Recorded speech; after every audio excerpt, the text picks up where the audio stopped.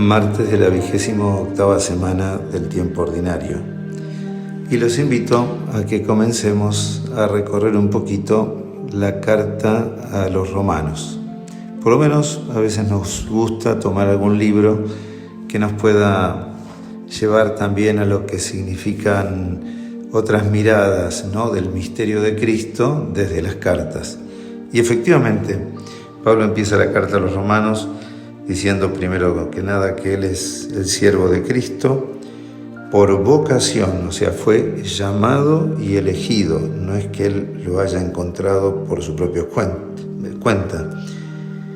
Y dice que es elegido para llevar el Evangelio de Dios. Así nos lleva del capítulo 1 al versículo 16, donde dice: no me avergüenzo del Evangelio, porque el Evangelio es una fuerza de Dios para salvación de todo el que cree. Esa es la experiencia de Pablo, que él tuvo una experiencia por iniciativa de Dios que los hizo sentir llamado a predicar eso que él recibió. Y eso que recibió no es un conocimiento, como va a decir después, de algo con una sabiduría humana, con argumentos como pudiéramos decir lógicos, que se accede por una cierta lógica, sino de un misterio que está escondido para el hombre. Aunque para aquellos que creen se les comienza a abrir el conocimiento de Dios. Fíjense que la puerta para conocer a Dios es justamente la fe, porque todo el que cree puede empezar a ver las cosas de Dios. El misterio de Dios es algo invisible. Y Pablo tiene claro que está fuera del alcance del ser humano.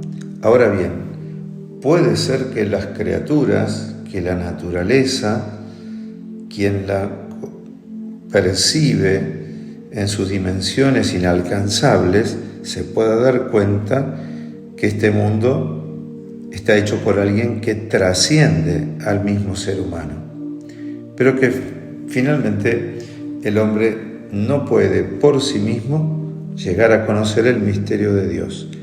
Pero quien cree, quien acepta que hay algo más, puede empezar a creer y a conocer con esa sabiduría que da el Evangelio.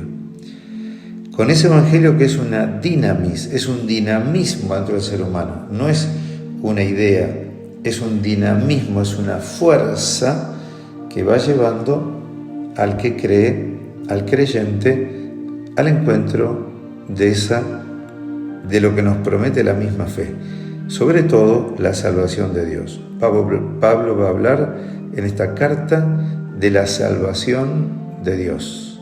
Y uno de los temas que toca es también el de la justicia divina. Los hombres, dice, todos han caído en la impiedad, ¿no? Y la justicia de Dios se revela en ese Evangelio contra la injusticia de nuestra falta. Y dice que quedó de manifiesto la justicia de Dios en el Evangelio frente a la injusticia de los hombres. ¿Y cuáles son esa justicia o esa injusticia? No es la justicia clásica de un juez que castiga o recompensa, sino un Dios que trata de salvar al pecador y tiene la fuerza para sacarnos del pecado. Ahora, muchas veces nosotros no hemos querido dejarnos salvar por Dios, y es ahí donde está la injusticia. La palabra justicia se revela en lo religioso como el que es fiel o no es fiel a la alianza de Dios. En lo jurídico como aquel que falta en las relaciones humanas o en la relación con Dios. En lo moral como aquel que no puede vivir éticamente de acuerdo a las leyes de la propia naturaleza humana.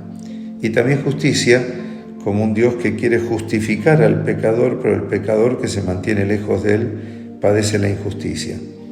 Por eso no se alcanza esto con esfuerzos humanos, sino por gracia de Dios y la aceptación de esa gracia.